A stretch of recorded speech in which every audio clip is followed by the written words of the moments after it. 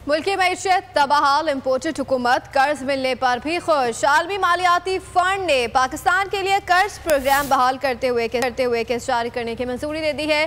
मिफ्ता इस्माइल की भी IMF programme की बहाली की तस्दीक। कहा, कौम को मुबारक हो कि पाकिस्तान नाहिंदा होने से बच गया है। हसन इकबाल भी खुश। कहा कि PTI की मुखालफत के बावजूद कामयाबी मिली।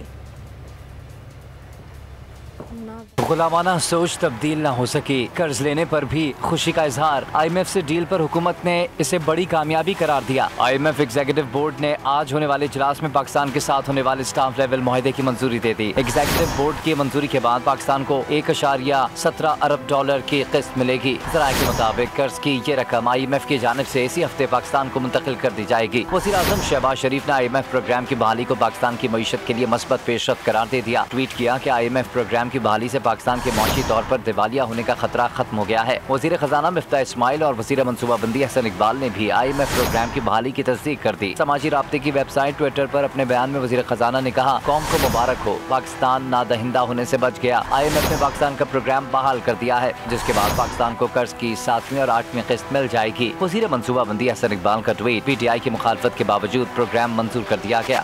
मैं हूँ जैस्मीन मंजूर और आप मुझे देखेंगे सिर्फ बोल पर।